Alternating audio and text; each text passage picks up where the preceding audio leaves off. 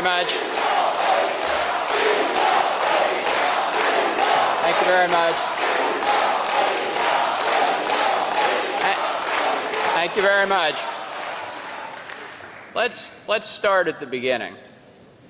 I believe that the declared policy of the United States government should be overthrowing the present government in Iran.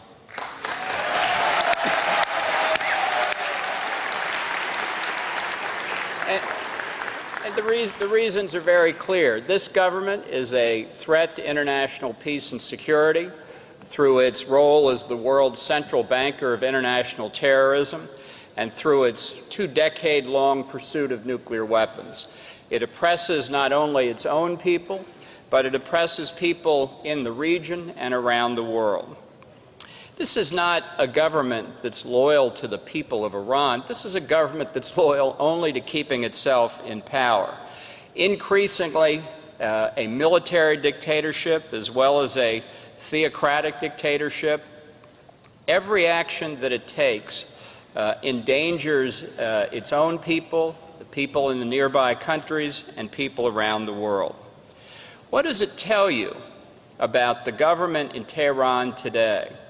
That its best friend in the world, the government it cooperates with more closely than any other government, is the government of North Korea.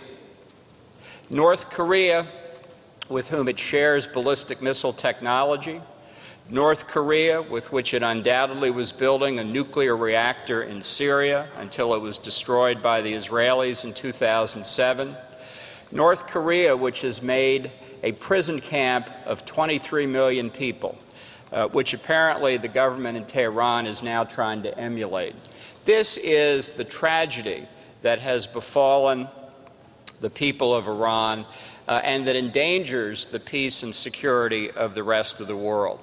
There's simply no argument here but that American policy should be to actively encourage regime change in a host of different ways. But perhaps the most important way in which the United States can encourage regime change is to get out of the way of legitimate Iranian opposition. That would be nice for a start.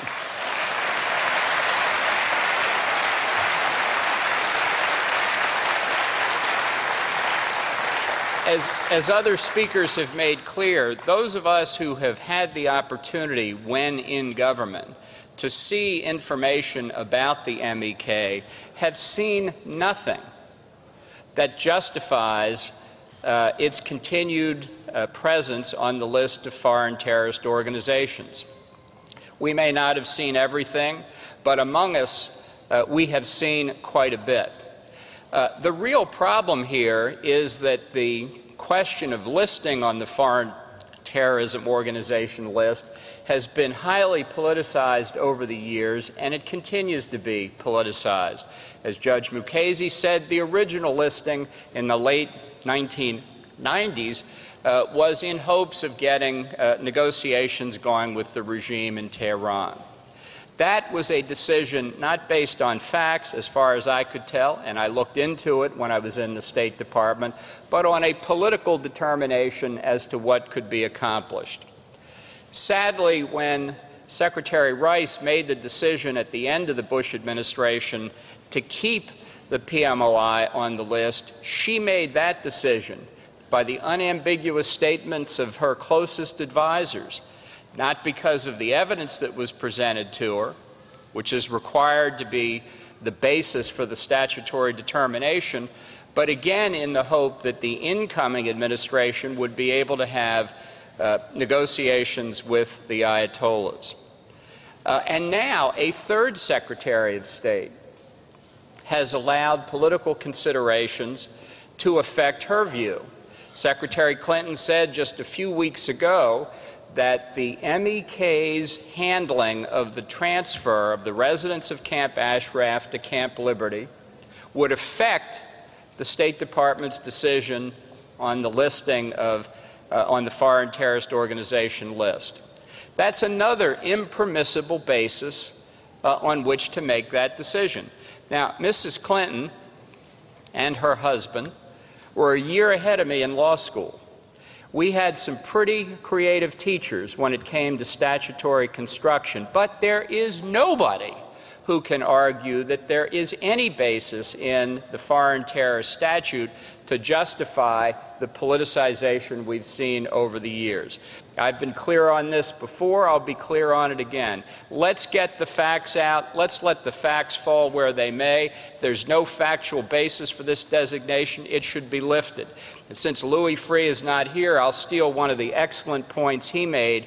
You know, in Washington, if people wanted to leak information about the justification, such as it is for keeping the PMOI on the list, they would do it. The information would be out in the public record. But there have been no such leaks. That tells you something. Nor have there been calls from the top of the State Department warning people who might have spoken out on this issue to stop speaking out. Now, I'm realistic enough not to believe that the Obama administration or the Clinton State Department would call me to give me a heads up. But it's entirely likely that they would have called others on their side of the political spectrum who have spoken to this question. And as far as I'm aware, there has not been a single such call to warn their friends away from this. And that's because I think they know that the evidence isn't there. So let's get on with this and let's have a decision. It could well be that we're going to have to see the decision ordered by the court. That's a shame because it shouldn't take a court to get the State Department to do the right thing, but that's the way it is in Washington. But let's look at the situation in Iraq and the residents of Camp Ashraf and those that have been moved to Camp Liberty. You know, a few days ago, the former Prime Minister of Iraq, Iyad Allawi, said that the al-Maliki regime was becoming, these are his words, an emerging dictatorship.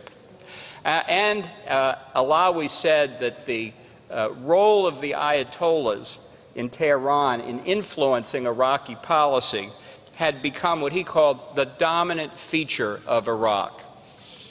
Now, this is not what the United States had in mind at all. And it's significant, despite the debate we have in our country about how the policy in Iraq was conducted, whether United States troops should have withdrawn, and a whole range of issues, it is significant that al-Maliki did not move decisively against the residents of Camp Ashraf until American military forces were no longer in a position to protect them. That tells me all that I need to know about what the al-Maliki government's motivation is and who they're taking their orders from. That is a tragedy that needs to be changed because it means for the people of Iraq going forward, fear of what's happened to the people of Iran over these past 30 years. Or it could signal what's happening to the people of Syria now, who, confronted with the possibility of overthrowing the Assad family dictatorship, have found officials of the Pasdaran from Tehran assisting Syrian military units in repressing their own people, have seen arms shipped from Iran to use in the killing of what the UN estimates are now 8,000 Syrian civilians. This is a situation that arouses the concern for everybody worldwide. But make no mistake about it, there's no intervening in Syria that's confined to Syria itself. Intervening in Syria means taking on the regime in Tehran. And I say to that, as I said at the beginning, that's exactly what we should have done at least 10 years ago. So better late than never.